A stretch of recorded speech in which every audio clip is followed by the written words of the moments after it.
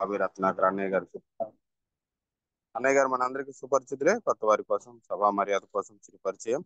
అన్నయ్య గారిని పరిచయం చేయడం గౌరవంగా భావిస్తా ఉన్నాను. బాబీ రత్నాకర్ అన్నయ్య గారు దేవునిచే కనికరింపబడిన ఒక పాత్ర. వేదాంత విద్య ఎడల వారికి ఆసక్తి, స్నేహితులు మరియు రుచిగల ఫుడ్ వారికి ఎంతో ఇష్టం. వారి ప్రియ సతీమణి గారు షీలా గారు, వీరికి ముగ్గురు కుమార్తెలు మరియు అనేక మంది ఆత్మీయ బిడ్డలు. అందమైన సాగర తీర నగరం విశాఖపట్నం వారి నివాసం. అన్నయ్య గారిని, అన్నయ్య గారి కుటుంబాన్ని దేవుడు దీవించిన విధానాన్ని బట్టి దేవునికి వందనాలండి.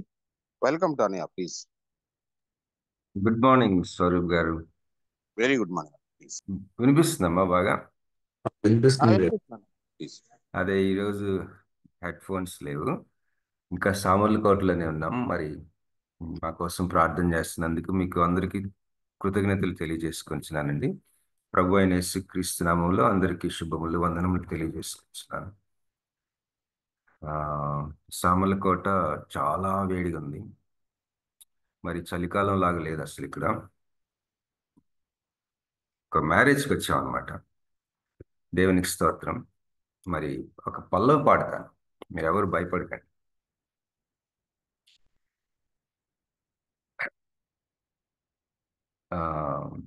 ఆడియో ఆపేస్తాను, వీడియో. ఈ పాట ఏంటంటే, ఎవరూ చూపించలేని ఇలలో నన్ను వీడిపోని ఎంతటి ప్రేమ నీది, ఇంతగా కోరుకుంది మరువను యేసయ్యా. నీ కథే నన్ను తాకగా, నా మదే నిన్ను చేరగా, నా గురే నీవై ఉండగా, నీ దరే నేను చేరానుగా. తీరాలే దూరమాయే, కాలాలే మారిపోయే, ఎదురైన ఎండమావే, కన్నీటి కానుకాయే, నా గుండె లోతులోన నే నలిగిపోతూ ఉన్నా, ఏ దారి కానరాక నీ కొరకు వేచి ఉన్నా. ఎడబాటు లేని గమనాన నిన్ను చేరుకున్న సమయాన, నన్ను ఆదరించి ఘన ప్రేమ, అపురూపమైన తొలి ప్రేమ, ఏకమై తోడుగా ఊపిరే నీవుగా, ఎవరు లేరుగా, యేసయ్యా నీవేగా. ఎవరు చూపించలేని ఇలలో నన్ను వీడిపోని ఎంతటి ప్రేమ నీది, ఇంతగా కోరుకుంది మరువను యేసయ్యా. హల్లెలూయా, ప్రైజ్ ది లార్డ్. పర్లేదు అనుకుంటాను. దేవునికి స్తోత్రం. రాకడి భాగ్యం గారు ఉన్నారమ్మా? ఉన్నారు డాడీ, ఉన్నారు. మీరు ఈ పాట బాగా వినాలి, రాకడి భాగ్యం గారు. నేను మన యూట్యూబ్లో కూడా ఉంటుందమ్మా. ఇక్కడ ఏముంది చూసారా? తీరాలే దూరం అయిపోయినాయి అంట, కాలాలే మారిపోయినాయి అంట, ఎదురైన ఎండమావి. ఎండమావి అంటే తెలుసా మీకు? మనం వెళ్తామంటే నీళ్లు ఉన్నట్టు కనిపిస్తాయి, కానీ దగ్గరికి వెళ్తే నీళ్లుండవు. ఎదురైన ఎండమావి కన్నీటి కానుకైందంట, నా గుండె లోతులో నేను నలిగిపోతున్నా, ఏ దారి కానరాక నీ కొరకు వేచి ఉన్నాను. ఎడబాటు లేని గమనాన నిన్ను చేరుకున్న సమయాన, నన్ను ఆదరించే ఘన ప్రేమ, అపురూపమైన తొలి ప్రేమ, ఏకమై తోడుగా ఊపిరే నీవుగా, ఎవ్వరూ లేరుగా, యేసయ్యా నీవేగా. హల్లెలూయా. ఈ పాట స్టార్టింగ్ ఎలా ఉంటుందంటే, ఎవరు చూపించలేని అని మనం నెట్లో కొడితే వస్తుంది. దేవునికి స్తోత్రం. నిన్న మా చుట్టాల్లో ఒక ముగ్గురు పాడారు కలిసి, చాలా హార్ట్ టచింగ్గా పాడారు. దేవునికి స్తోత్రం. మరి మనం ఈరోజు వాక్యం ధ్యానం చేసుకుందాం. ఈరోజు మీకా గ్రంథం నుంచి కొన్ని తలంపులు మీకు పంచుకుంటానండి. మీకా గ్రంథం 5వ అధ్యాయం 2వ వచనం. మనకి బాగా తెలిసిన స్క్రిప్చర్ ఇది. మీకా 5:2, ఇంగ్లీష్లో మైకా. బెత్లెహేమ్ ఎఫ్రాతా, యూదావారి కుటుంబంలో నీవు స్వల్ప గ్రామమైనను నా కొరకు ఇశ్రాయేలును ఏలబోవాడు నీలో నుండి వచ్చును. పురాతన కాలం మొదలుకొని శాశ్వత కాలము ఆయన ప్రత్యక్షమగుచుండెను. ఈ ఇంకా కొన్ని వచనాలు చదువుకుందాం. మరి మనం క్రిస్మస్ సీజన్లో ఉన్నాం కదా. కొంతమందికి ఆల్రెడీ సెమీ క్రిస్మస్ స్టార్ట్ అయింది. ఈరోజు వైఎంసీఏలో క్రిస్మస్ వైజాగ్లోని సాయంత్రం దేవుని చిత్తం అయితే అటెండ్ అవ్వాలని. అయితే మీకా గ్రంథం గురించి 2-3 మాటలు చెప్పి ముందుకు వెళ్దాం. మీకా ప్రవక్త యెషయా గ్రంథానికి సమకాలికుడు, యెషయా ప్రవక్తకి సమకాలికుడు. మరి అప్పట్లో అంటే క్రీస్తు పూర్వం దాదాపు 750-800 సంవత్సరాల క్రితం ప్రవచించాడు తను. మీకా గ్రంథం చాలా బాగుంటుంది. అత్యంత శక్తివంతమైన వాగ్దానాలు దాంట్లో ఉంటాయి మీకా గ్రంథంలో. మరి మనం ఎప్పుడైనా టైం ఉంటే చదువుదాం. ఈ మీకా సమయాల్లో ఇశ్రాయేలు 2 భాగాలుగా, 2 కింగ్డమ్స్గా ఉన్నాయి. ఒకటేమో ఉత్తర రాజ్యం, ఇంకోటి దక్షిణ రాజ్యం. ఉత్తర రాజ్యాన్ని ఇశ్రాయేల్ అంటాము, దక్షిణ రాజ్యాన్ని యూదా రాజ్యం అంటాం. అయితే ఈ యొక్క ఉత్తర రాజ్యాన్ని అష్షూరు దేశము, చాలా శక్తివంతమైన దేశం, అప్పట్లో సూపర్ పవర్ అనమాట. అది వచ్చి అటాక్ చేస్తుంది అని చెప్పి ప్రవచిస్తాడు. యెషయా కూడా ప్రవచిస్తాడు. అలాగే యూదా రాజ్యాన్ని ఈ యొక్క బాబిలోనియన్స్ వాళ్ళు వచ్చి అటాక్ చేస్తారని ప్రవచిస్తాడు. ఎందుకు వాళ్ళు అటాక్ చేస్తారంటే మోషే ఇచ్చిన ధర్మశాస్త్రము లేదా మోషే చేత ఇవ్వబడిన ఆ యొక్క నిబంధనని వాళ్ళు మీరుతారు. ద్వితీయోపదేశ కాండంలో ఎప్పుడైతే వాళ్ళు నిబంధనని మీరుతారో దేవుడు శత్రువులకు అప్పగిస్తాడు, రకరకాలుగా తీర్పులు ఇస్తాడని ద్వితీయోపదేశ కాండంలో మోషే చేత వాళ్ళు నిబంధన మీరుతారనమాట.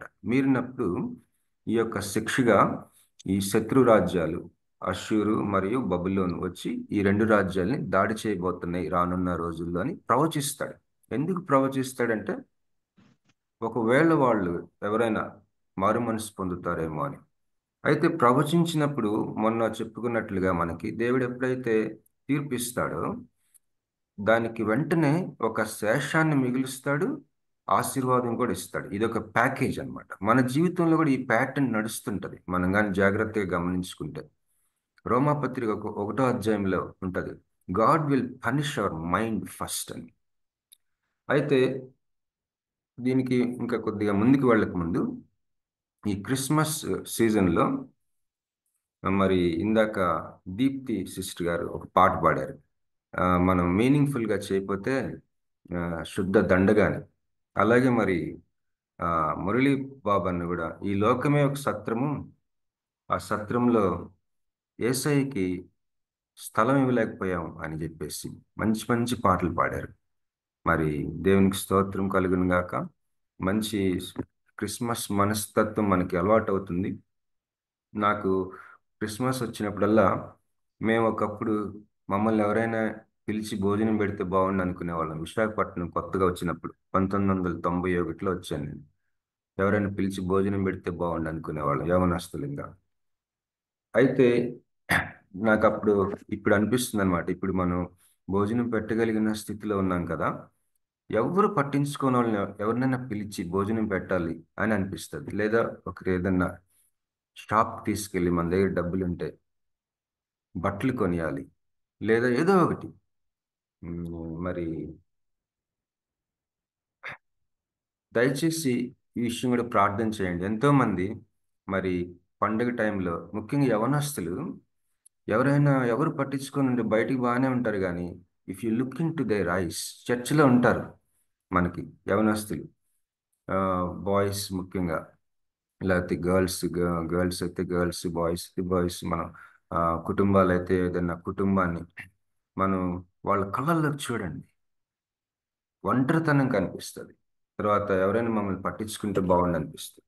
అలాంటి వాళ్ళని మనం పిలిచి ఒక్కోసారి సువార్త డైరెక్ట్గా కూడా చెప్పని అవసరం లేదు. మనం ఎందుకు పిలిచాం వాళ్ళకి తెలుసు.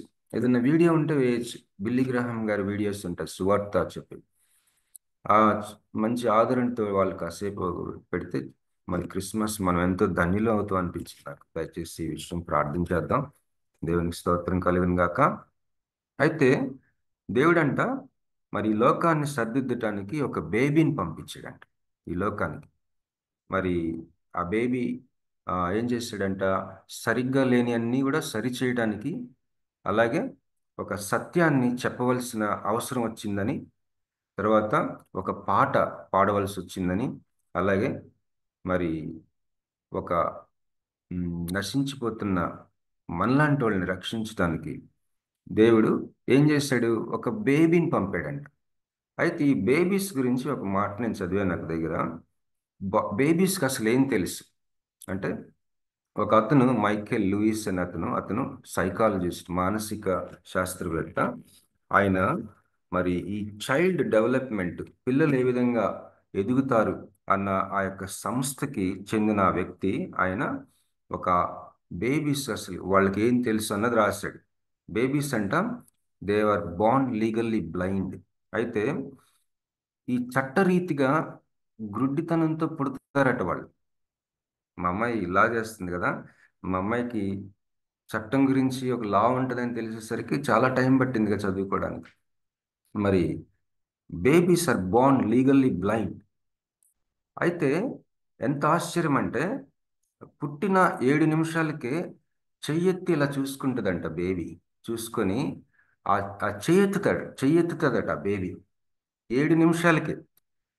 లీగల్గా బ్లైండ్గా పుట్టిన బేబీ 7వ నిమిషానికి చేయెత్తి ఇలాగా చూపిస్తుందంట.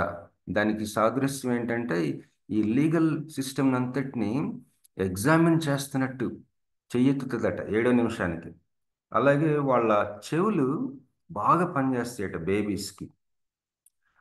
కొన్ని వారాల్లోనే వాళ్ళు వాళ్ళ మదర్స్ వాయిస్ని రికగ్నైజ్ చేయడం మొదలు పెడతారంట. అలాగే బేబీస్ని గమనిస్తే ఫీమేల్ వాయిస్ని మేల్ వాయిస్ కంటే కూడా ఫీమేల్ వాయిస్ని ఎక్కువ ప్రిఫర్ చేసినట్టు మనం గమనించవచ్చు అని రాశాడు ఆయన.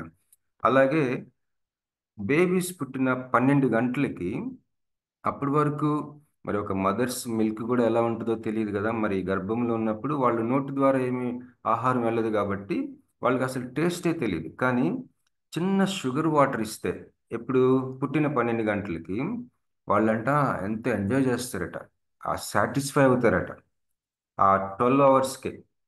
ఆ తర్వాత 23 రోజులు వచ్చేసరికి బేబీస్ పెద్దవాళ్ళని ఇమిటేట్ చేయడం నేర్చుకుంటారట 23 డేస్ కల్లా. మరి ఇక్కడ ఏం రాస్తాడంటే, beyond risks and costs of rearing children today, having a baby is an act of faith and hope. మరి పిల్లల్ని పెంచడం కష్టం అనుకుంటున్నారు యవనస్తులు చాలామంది ఈ రోజుల్లో పిల్లల్ని కంటం లేదు. అదొక ఫ్యాషన్ అయిపోయింది, అది ట్రెండ్ అయిపోయింది మరి బయట ప్రపంచంలో. అలాంటి రోజుల్లో మరి రిస్క్ ఉంటుంది. ఎందుకు వాళ్ళకి పిల్లల్ని కనడం ఇష్టం లేదంటే, రిస్క్ ఉంటుంది, కాస్ట్ ఉంటుంది. కనుక చిల్డ్రన్ని పెంచడం ఎందుకులే అనుకొని గమ్మున వాళ్ళిద్దరి వరకు వాళ్ళు ఉంటున్నారు అనమాట. పిల్లలు లేని కపుల్స్ చాలా మంది ఉన్నారు. కావాలని పిల్లలు వాళ్ళు కనటం లేదని చాలా మంది స్టడీస్లో అది రుజువు అవుతా ఉంది. అయితే అలాంటి రోజుల్లో ఒక బేబీని కలిగి ఉండటం, అది ఒక యాక్ట్ ఆఫ్ ఫెయిత్ అంట, అది ఒక యాక్ట్ ఆఫ్ హోప్ అంట, ఒక విశ్వాసానికి సంబంధించిన ఒక క్రియ అంట, నిరీక్షణకు సంబంధించిన ఒక క్రియ అంట. It represents a belief in better things to come. మరి రానున్న రోజుల్లో మంచి విషయాలు జరుగుతాయి అని ఆ యొక్క అంశానికి ఒక ఒక గుర్తుగా ఉందంట బేబీని కలిగి ఉండటం. దేవునికి స్తోత్రం కలిగిన దాకా. అయితే మరి ఇంకొకటి చెప్తాను. ఈ ఇల్లస్ట్రేషన్స్లో చదివాను అనమాట. ఒక చిన్ని బాబు క్రిస్మస్ టైంలో మాటికి చర్చ్ లోపలికి వెళ్ళి వస్తూ ఉన్నాడంట. ఎవరు అడిగారంటే, ఎందుకు బాబు ఇన్నిసార్లు వెళ్తున్నావు, యేసు ప్రభుని ఏం అడుగుతున్నావు, క్రిస్మస్కి ఏదన్నా అడుగుతున్నావా గిఫ్ట్ అంటే, ఆ బాబు చెప్పాడంట, when I'm going each time I'm loving him more అని చెప్తున్నాడంట. నేను ఇంగ్లీష్లో చదువుతాను, చాలా బాగుంది. I did not ask for anything, I was just in there loving him for a little while. నేనేం అడగట్లేదు కానీ లోపలికి వెళ్ళి ఇంకా కొంచెం సేపు ఆయన్ని ప్రేమించడానికి లోపలికి వెళ్తున్నాను అన్నాడంటండి. ఎంత మంచి మాట కదా. ఈ క్రిస్మస్ టైంలో నాకు అదే భలే మెసేజ్ అనిపించింది ఇది నాకు. We should love Jesus more అనిపించింది.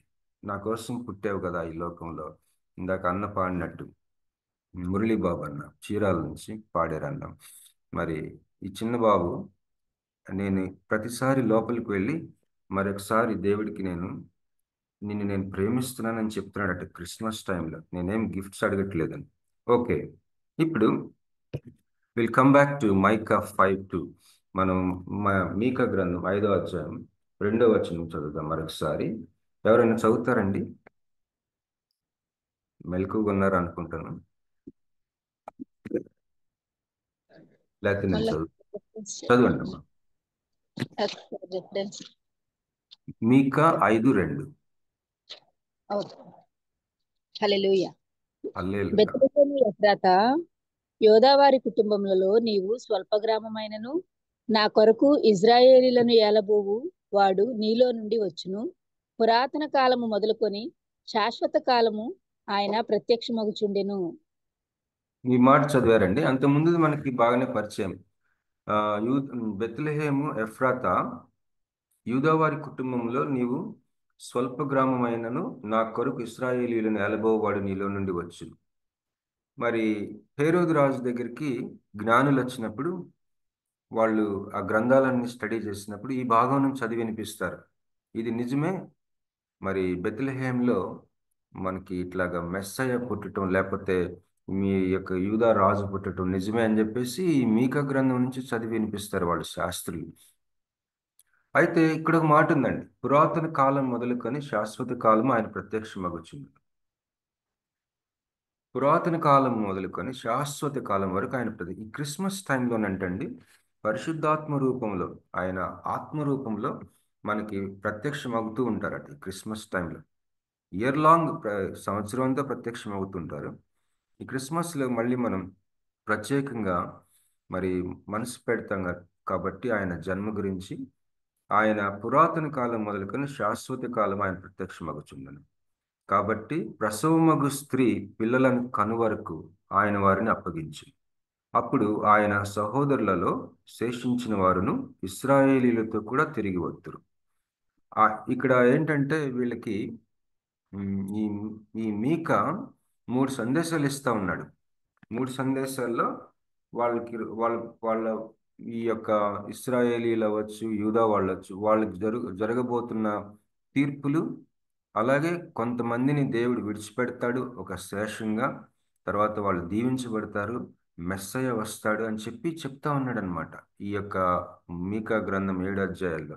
ఈ ఈ మూడు సందేశాలు ఎక్కడుంటాయంటే మీకా గ్రంథం 1వ అధ్యాయం నుంచి 1వ అధ్యాయం 2వ వచనం నుంచి 2వ అధ్యాయం 13 వరకు ఒక సందేశం ఉంటుంది. అలాగే 3, 4, 5 అధ్యాయాలు ఒక సందేశం ఉంటుంది. అలాగే 6, 7 అధ్యాయాలు. దేవుని వాక్యాన్ని మనం ముక్కలు ముక్కలుగా చదవకుండా మరి ఒక సందర్భం అంతా కలిసి ఉంటుంది కదా. ఒక ఉదాహరణకి ఇక్కడ 3 సందేశాలు ఉన్నాయి అని, 7 అధ్యాయాలు అర్థం కాకపోయినా కూడా చదువుతూ ఉంటే ఎప్పుడైనా మనకి హెల్ప్ దొరుకుతూ ఉంటుంది. అప్పుడు మనం రిలేట్ అవ్వచ్చు, కనెక్ట్ అవ్వచ్చు అనమాట. ఈ 3 సందేశాల్లో ఈ చాలాసార్లు శేషము అన్న మాట వాడతాడు అనమాట. దేవుడు మొత్తాన్ని తుడిచిపెట్టకుండా మన జీవితాల్లో కూడా దేవుడు కనికరించి కొంత యెషయా మొద్దుకి చిగురు వచ్చును అన్నట్లు యెషయా గ్రంథం 11వ అధ్యాయం 1వ వచనంలో ఉంటుంది. ఒక చిగురు మళ్ళీ పుట్టేటట్టు మన జీవితాన్ని కొంత ఉంచుతాడు. ఆయన ఆయన మనకి తీర్పు తీర్చినా కూడా, ఏ విషయంలోనైనా తీర్పు తీర్చాడు అనుకోండి, ఉదాహరణకి మొత్తం తుడిచిపెట్టేయకుండా దేవుడు కనికరిస్తాడు. ఏది ఆ యొక్క వివేచన, ఆ గ్రహింపు మనకు అర్థమయ్యేటట్టు చేస్తాడు కూడా దేవుడు. There are different kinds of operations but same God అని ఉంటుంది 1 కొరింథీ 12వ అధ్యాయంలో. దేవుడు చేసే ఆపరేషన్స్ అంటే ఈ డాక్టర్స్ చేసే ఆపరేషన్స్ అని నేను చెప్పటం లేదు. దేవుడు కొన్ని గంభీరమైన క్రియలు తన సంకల్పం చొప్పున మన యొక్క రెస్పాన్స్ని బట్టి మన జీవిత యాత్రలో చేసుకుంటూ పోతుంటాడు ఆయన. వాటిని ఆపరేషన్స్ అంటారు. అవి రకరకాలుగా ఉంటాయట, కానీ దేవుడు ఒక్కడే అని చెప్పి ఉంటుంది. సో ఈ యొక్క మీకా గ్రంథం చాలా సింపుల్గా చెప్పేస్తున్నాడు అనమాట. దేవుడు రెమినెంట్ వదులుతాడు, శేషాన్ని వదులుతాడు అని చెప్పేసి. అయితే మళ్ళీ మీకా గ్రంథంలో ఇప్పుడు 5వ అధ్యాయంలో మనం చదువుతా ఉన్న వాక్యాల్లో ఏంటంటే ఆయన అడ్రస్ చేస్తున్నాడు ఇశ్రాయేలీల్ని, అలాగే యూదా వాళ్ళని. మరి మీరు సరిగ్గా మీ నిబంధన విషయం సరిగ్గా లేరు కాబట్టి రానున్న రోజుల్లో బహుబలమైన శత్రు రాజ్యాలు మీకు దాడి చేసి మిమ్మల్ని అటాక్ చేసి నానా హింసలకు గురవుతారు మీరని చెప్పేసి 800 సంవత్సరాల క్రితము, క్రీస్తు పూర్వము ఆయన చెప్పింది వెంటనే ఆల్మోస్ట్ 600 ఇయర్స్కి, అంటే ఒక 200 ఇయర్స్ తర్వాత జరుగుతుంది అది. ఎంత ఆశ్చర్యం అంటే 200 ఇయర్స్కి జరిగిన తర్వాత మళ్ళీ ఇంకా ఒక 400 ఇయర్స్ తర్వాత జరగబోయే ఈ యొక్క యేసు ప్రభు వారి పుట్టుక, మొదటి రాకడ, దీని గురించి ప్రవచిస్తూ ఉన్నాడు. యెషయా కూడా ప్రవచిస్తాడు, ఇది ఇర్మియా ప్రవచిస్తాడు, దానియేలు ప్రవచిస్తాడు. ఓకే, నేను చదువుతానండి. ఈరోజు ఏం చేద్దామంటే ఈ వాక్యాల్లో కొన్ని నేను రెఫరెన్స్లో చూసుకొని నాకు ప్రేరేపణ వచ్చింది, నేను కొన్ని నోట్ చేసుకొని మీకు చదివి వినిపిస్తాను. దేవుని వాక్యం చదువుతున్నప్పుడు మనకి వి ఫీల్ అనాయింటింగ్ అని చెప్పాను కదా. God's word is very powerful, prophetic. అది లేళ్లను ఈన చేయనని ఉంటుంది. మనకి దేవుడి వాక్యంలో నుంచి వచ్చే ఒక ఆదరణ ఉంటుంది, అది మనం పొందుకుంటాం, బలం పొందుకుంటాం.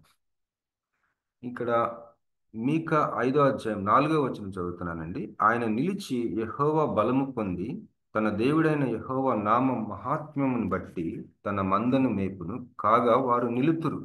ఆయన భూమి అంతముల వరకు ప్రబలుడగును, ఆయన సమాధానమునకు కారకుడగును.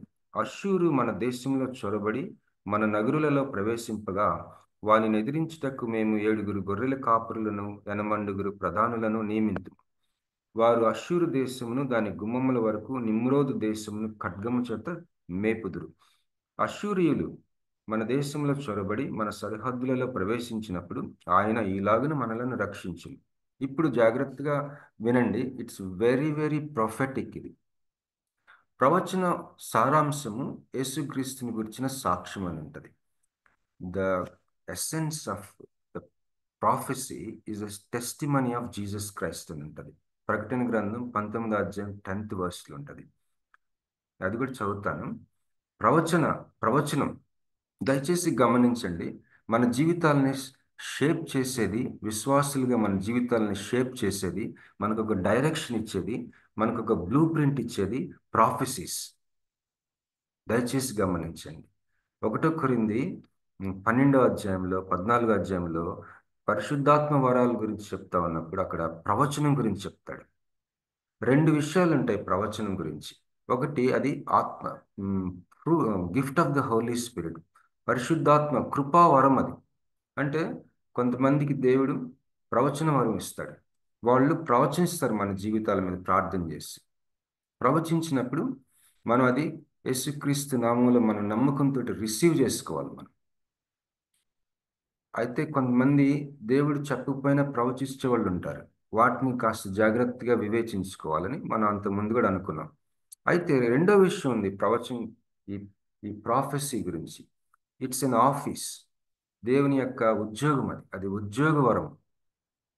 అంటే దేర్ ఆర్ 5 ఆఫీసెస్ ఉన్నాయని మన లేఖనాల్లో ఎఫెసీ పత్రిక 4వ అధ్యాయంలో ఉంటుంది. ఒకటి, అపోస్తలుడు అనేది ఒక ఉద్యోగం, ఒక ఆఫీసర్, ఒక కార్యాలయం.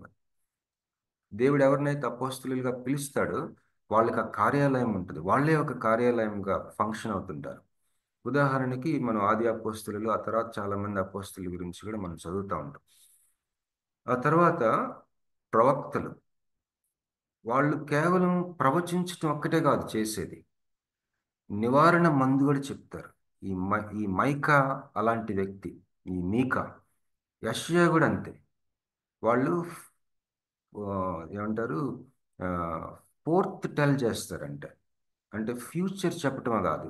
ఫోర్త్ టెల్ అంటే సమస్య వాళ్ళకి తెలిసిపోతుంటుంది, రానున్న ఫ్యూచర్లో కూడా సమస్య వాళ్ళకి తెలిసిపోతుంటుంది. అంతటితో ఆగరు, వాళ్ళు ఏం చేయాలో చెప్తారు. అది ఎలా తెలుస్తుంది వాళ్ళకంటే, దేవుడు వాళ్ళకి ఇదే యెహోవా వాక్కు, యెహోవా హస్తం వాళ్ళ మీద ఉండగా, ఇలాంటి ఫ్రేజెస్ మనం చూసినప్పుడు వాళ్ళ మీద దేవుని యొక్క ఆ యొక్క గొప్ప మెసేజ్ ఆ ఫ్యూచర్ గురించే కాకుండా ఫ్యూచర్లో ఇలా ఉండబోతుంది కాబట్టి ఏం చేయాలి, అసలు ఎలా ఉంటుంది అని చాలా ఆ, నివారణలాగా అనమాట. ఒక డాక్టర్ లాగా చెప్తారు. అది ఒక ఆఫీస్ అది. మూడోది సువార్థికులు, ఇవాంజలిస్ట్స్. వాళ్ళు వాళ్ళు సువార్థికులు మన సిటీస్ని, టౌన్స్ని విజిట్ చేసినప్పుడు గొప్ప జాయ్ ఉంటుంది. ఎందుకంటే వాళ్ళు మంచి వార్త చెప్తారు, సువార్త చెప్తారు. Oh your your sins are forgiven అని చెప్తారు. వాళ్ళు ప్రార్థన చేసినప్పుడు మన మీటింగ్స్లో ఒకలాంటి కన్విక్షన్స్ వస్తుంటాయి. I'm happy today since Jesus forgive my since అనే పాట ఉంటుంది. I'm happy today, I'm happy today, in Jesus' name I'm happy today. He has taken all my sins away, and that's why I'm happy today. అని వాళ్ళు సువార్త చెప్తారు, మంచి good న్యూస్తో వస్తారు మన దగ్గరికి. అది వాళ్ళ ఆఫీస్ అది. అలాగే పాస్టర్స్. పాస్టర్స్ మనందరికీ తెలిసిన విధంగా మనల్ని కాస్తారు. They take care of us, they will feed us, they will be like fathers to us. అదొక ఆఫీస్ అన్నమాట. లాస్ట్గా టీచర్స్, బోధకులు. ఈ బోధకులు చాలా స్పెషలిస్టులు అనమాట. ఒక వ్యక్తి ఉపవాస ప్రార్థన చేసినప్పుడు మరి దాదాపు 3-4 రోజులు ఉపవాసం ఉంటారట ఒక్కొక్కసారి. కానీ ఈ బోధకులు ఆఫీస్గా కలిగిన బోధకులు బైబిల్ స్టడీ స్టార్ట్ చేస్తారంటే ఒక 2-3 రోజులు నాన్ స్టాప్గా స్టడీ చేస్తూనే ఉంటారట. పూర్వీకులు ఆరిజిన్ అని ఒక అతను ఉన్నాడు. అతడు త్రిత్వము అన్న పదము కాయిన్ చేశాడు అతనే. ఆయన ఈరోజు స్టార్ట్ చేస్తే రాత్రింబగళ్ళు చదువుతూనే ఉంటాడంట అనేకమైన విషయాలు. సో అదొక ఆఫీస్ అండి. సో అపోస్తలులు, ప్రవక్తలు, సువార్థికులు, కాపరులు, బోధకులు, ఇవి ఆఫీసులు. ఈ ప్రవక్త వరం గురించి, ప్రవక్త యొక్క కార్యాలయం గురించి నేను చెప్తా ఉన్నప్పుడు ఇంకోటి కూడా మనం గుర్తుపెట్టుకోవాలి. ఏంటంటే 1 కొరింథీలో పౌలు అంటున్నాడు, భాషలతో మీరు మాట్లాడినప్పుడు it's a most personal gift. అది you enjoy when you are alone, but you are in a group. నువ్వు ఒక గుంపులో ఉన్నప్పుడు నువ్వు భాషలతో మాట్లాడితే అక్కడ భాషల వారం అర్థం చెప్పే వ్యక్తి కానీ లేకపోతే దానివల్ల ప్రయోజనం లేదు. కాబట్టి ప్రవచించు అన్నాడు. When you have gift of the holy prophecy gift నీకుంటే ప్రవచించు, దానివల్ల మేలు ఉంటుందని చెప్తా ఉన్నాడు. సో ప్రవచన కృపావరం వేరు, ప్రవచనం కార్యాలయం వేరు. అది నేను చెప్పాలనుకున్నాను. ఇంకా ముందుకు వెళ్తున్నానండి. ఇప్పుడు నేను ఎందుకు చెప్తా ఉన్నానంటే ప్రాఫెసీస్కి సంబంధించిన స్క్రిప్చర్స్ ప్రవచనాత్మకంగా మన చెవిలో పడినప్పుడు మన హృదయంతో విని స్వతంత్రించుకోవాలి. అప్పుడు ఏం చేస్తుందంటే అది జరిగి తీరుతుంది. ఎందుకంటే దేవుడు ముందుగా మాట్లాడతాడు. ఏదైనా చేయాలనుకున్నప్పుడు దేవుడు ముందుగా మాట్లాడతాడు. అది అతని విధానం. మనం కానీ స్క్రిప్చర్స్ గమనించినట్లయితే ఫస్ట్ మాట్లాడి తర్వాత చేస్తాడు. కనుక ప్రవచనాత్మకంగా ఉంది ఈ వాక్యము. ఈ చదవబడుతున్న కొన్ని వాక్య భాగాలు ప్రవచనాత్మకంగా ఉన్నాయని నీ ఆత్మలో నీకు అనిపించినప్పుడు, అవి నోట్ చేసుకొని అవి గుర్తుపెట్టుకున్నప్పుడు అవి అలాగా మన హృదయంలో పదిలంగా ఉంచుకోవాలి. ఒక బంగారు ఆభరణాలు, వజ్రాలు, వైడూర్యాలు, లేకపోతే మనకి ఆస్తులకు సంబంధించిన డాక్యుమెంట్స్ మనం ఎంత జాగ్రత్తగా పెట్టుకుంటామో అలాగే పెట్టుకోవాలి. వాటిని మన హృదయంలో ఎక్కడైనా రాసి పెట్టుకోవాలి. మా పెద్ద పాప ఆశ్రిత లా చేస్తుంది కదా, తనకి 10th క్లాస్కి ముందే దేవుడు కొన్ని వాక్యాలు ఇచ్చాడు లా చేయమని చెప్పాడట దేవుడు. అవన్నీ కూడా ఒక A4 సైజ్ పేపర్కి రాసుకొని తన కబోర్డ్లో లోపల అంటించుకుంది. ఇప్పటికీ ఉంది అది. మేము ఇంటర్మీడియట్ టైంలో అడిగామన్నమాట, ఏం చేస్తామమ్మా అంటే అదే చూపించింది తీసుకొచ్చి, ఇదిగో ఈ వాక్యాల ద్వారా నాకు చెప్పాడు దేవుడు నన్ను లా చేయమని. అప్పుడు మేము చాలా ఆశ్చర్యపోయాం. అంత డైరెక్షన్ దొరుకుతుంది మనకి, అంత మార్గదర్శకత దొరుకుతుంది మనకి ఈ యొక్క ప్రవచనాత్మకు సంబంధించిన వాక్యాల్లో నుంచి. నేను కొన్ని చదువుతాను, దయచేసి కొద్దిగా సహించండి. ఎందుకంటే ఆల్రెడీ 6-8 అయిపోయింది. వాక్యాలు నేను చదివి వినిపిస్తాను, మీరు నోట్ చేసుకుంటే మంచిది. వాటి వల్ల మనకి మీకు చిన్న ఎగ్జాంపుల్ చెప్తాను. నేను 2000 మరి మా వైజాగ్లో ఒక మంచి ఘనమైన ఒక ఆంటీ గారు ఉండేవారు. ఇప్పుడు ఆవిడ యుఎస్లో ఉన్నారు, వృద్ధురాలు అయిపోయారు. మెర్సీ జయరాజరావు ఆమె పేరు. ఆమె టింపనీ స్కూల్స్ని ఆల్మోస్ట్ ఒక ఫౌండర్ లాంటి వ్యక్తి. ఆమె 40 సంవత్సరాలు ఆమె పెళ్లి చేసుకోకుండా ఎడ్యుకేషన్ ఫీల్డ్కి, విద్యారంగానికి తను జీవితాన్ని సమర్పించేసింది. ఆమె కొన్ని వేల మందిని హై క్వాలిటీ ఎడ్యుకేషన్ ఇవ్వడానికి ఆమె ప్లాట్ఫామ్ టింపిని స్కూల్లో చదవటం, సీట్ రావటం అని చాలా ఘనమైన విషయాలు. వైజాగ్లో చాలా ప్రెస్టీజియస్ స్కూల్ అది. అయితే ఆ స్కూల్లో చాలా క్వాలిటీ మెయింటైన్ చేసేవారు ఆంటీ ఉన్నప్పుడు. ఇప్పుడు కొద్దిగా తగ్గింది అనుకుంటున్నారు, కానీ ఆవిడ ఉన్నప్పుడు చాలా హై క్వాలిటీ మెయింటైన్ చేశారు. ఎంత అంటే ప్రపంచ నలుమూలలో టాప్ పొజిషన్స్లో ఉన్నారు టింపనీ స్కూల్ స్టూడెంట్స్. అక్కడ ఇంగ్లీష్ మాట్లాడటం కానీ ఎడ్యుకేషన్ క్వాలిటీ కానీ చాలా బాగుంటుంది.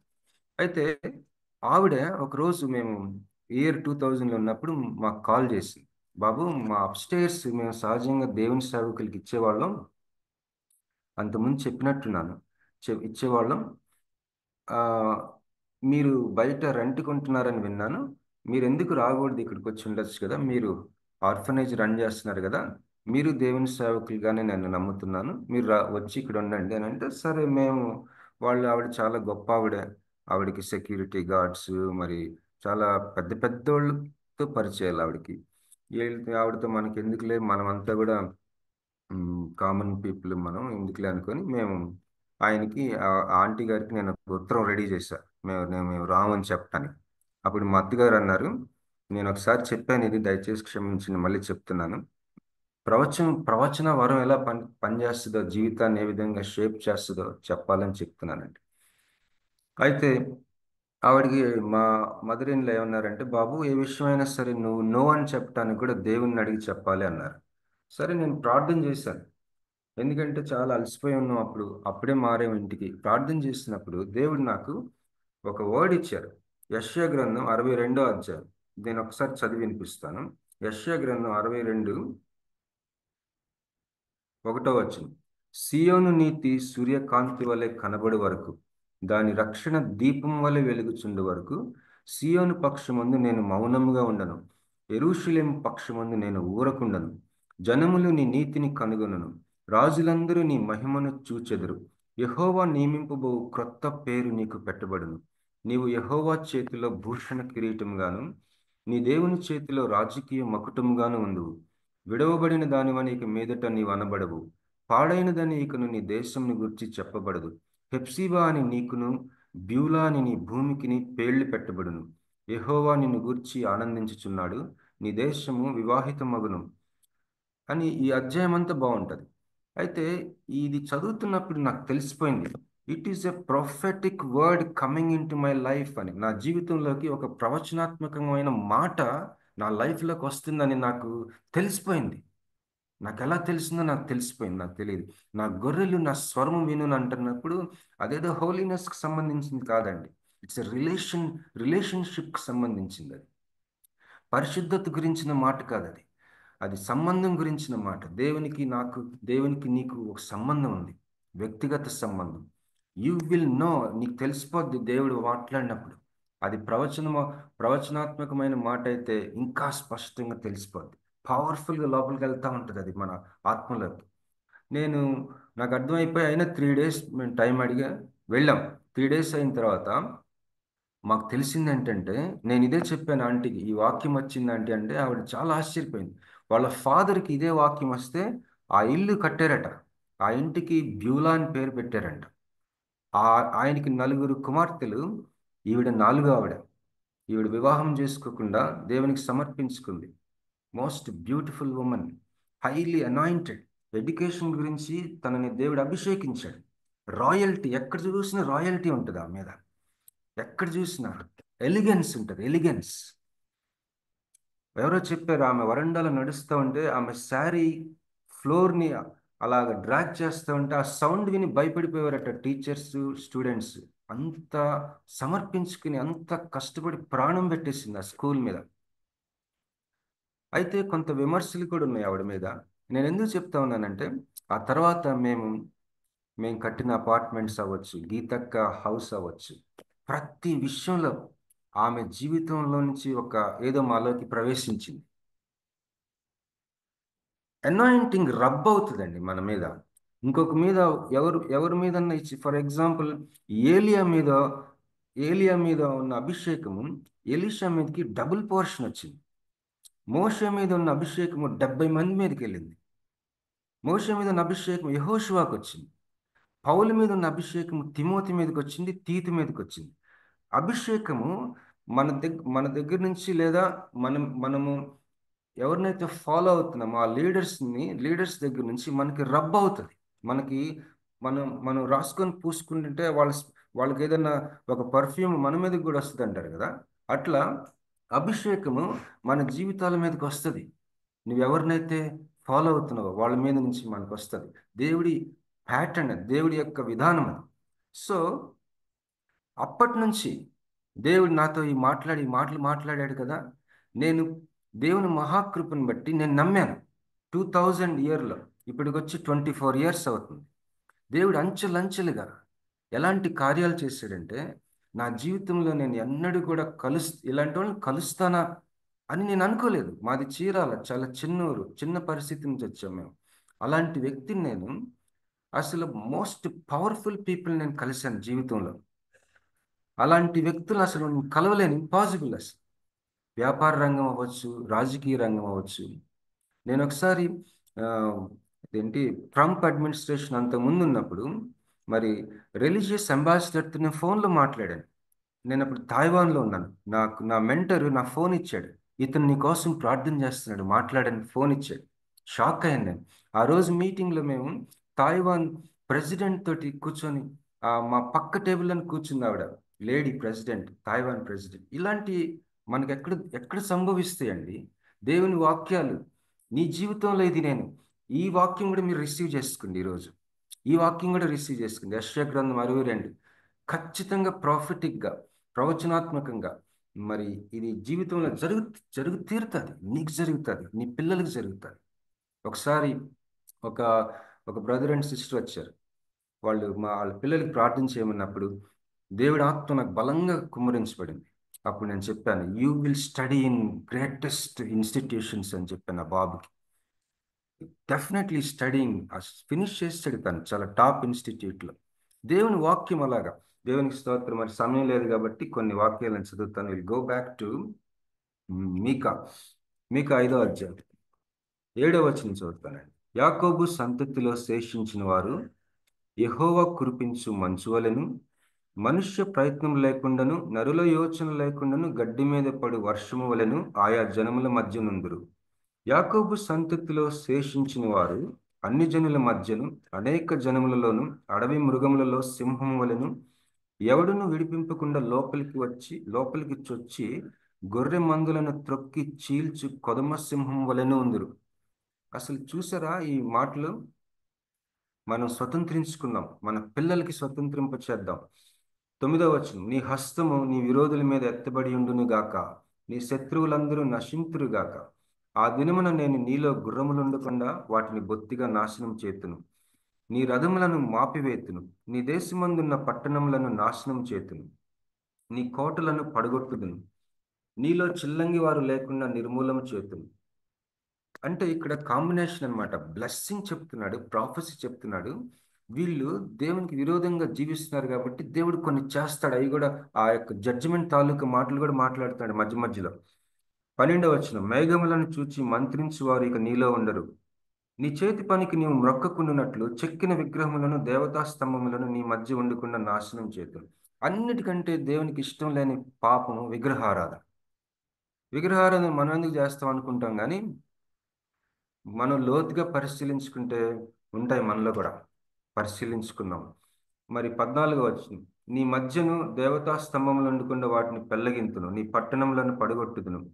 నేను అత్యాగ్రహం తెచ్చుకుని నా మాట ఆలకించిన జనములకు ప్రతీకారం చేతును. ఇదే యెహోవా వాక్కు.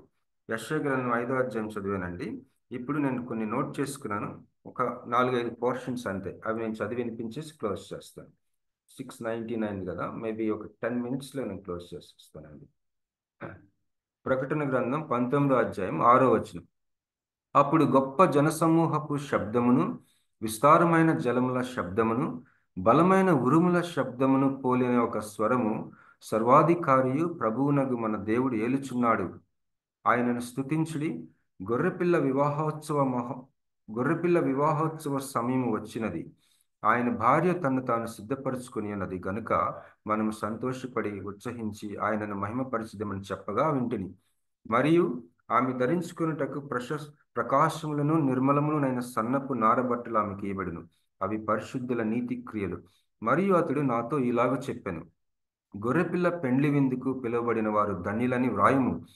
మరియు ఈ మాటలు దేవుని యథార్థమైన మాటలని నాతో చెప్పాను. అందుకు నేను అతనికి నమస్కారము చేయుటకై అతని పాదముల ఎదుట సాగిలపడగా అతడు, వద్దు సుమి, నేను నీతోనూ యేసుని గుర్చిన సాక్ష్యము చెప్పు నీ సహోదరులతోనూ సహదాసుడను.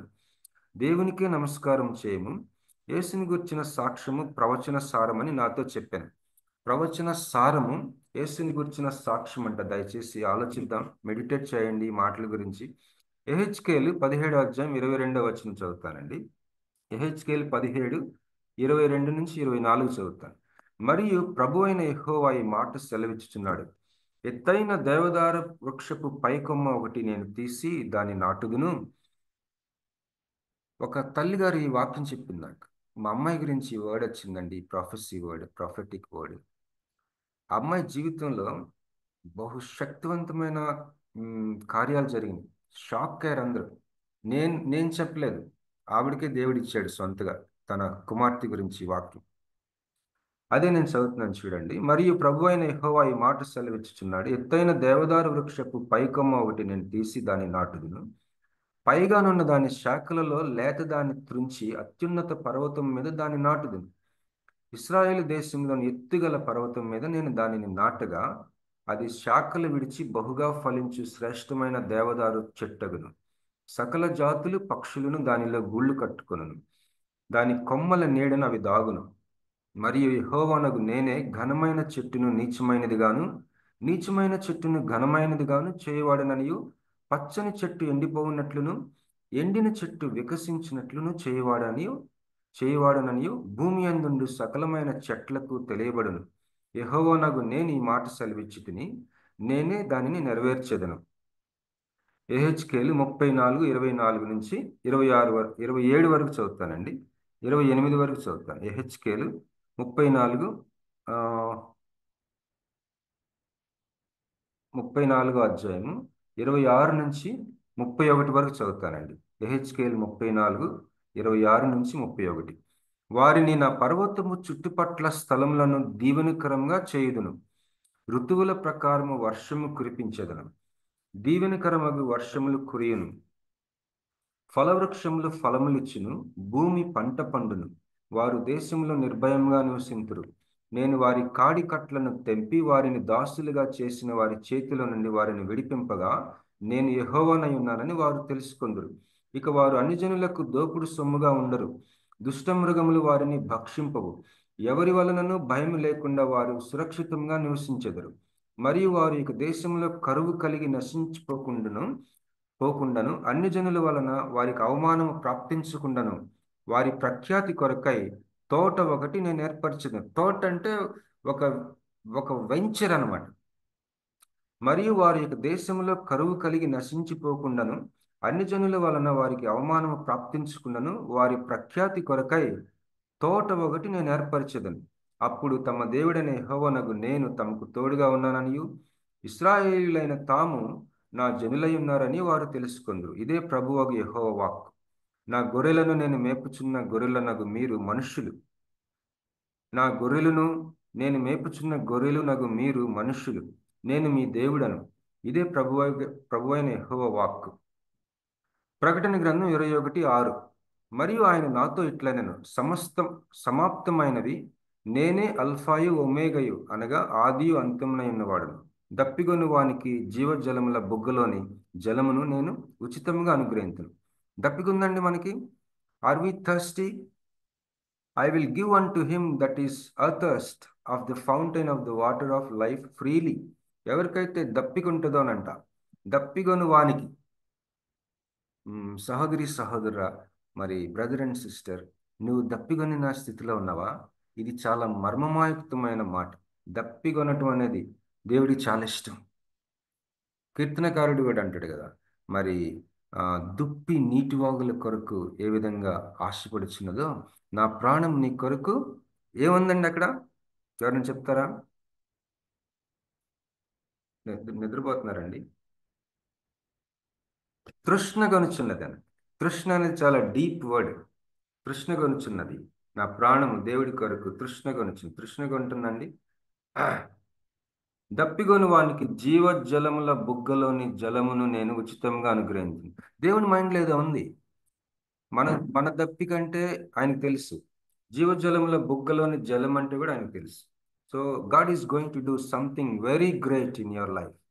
ఆదికాండం 49:9, యూదా కొదము సింహము నా కుమారుడా, నీవు పట్టిన దాన్ని తిని వచ్చితివి. సింహం వలెను గర్జించు, ఆడు సింహం వలెను అతడు కాళ్ళు ముడుచుకుని పండుకొని అతని లేపువాడెవడు?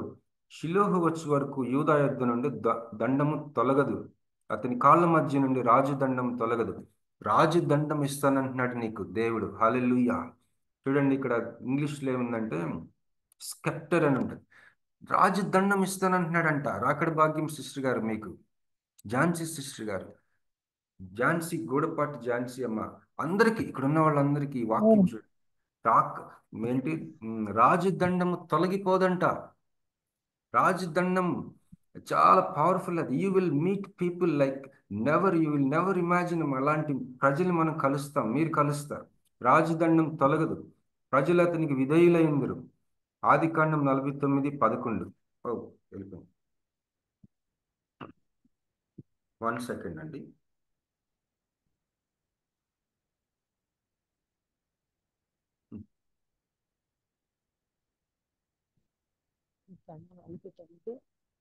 ఆదికాండము 49. 1 సెకండ్.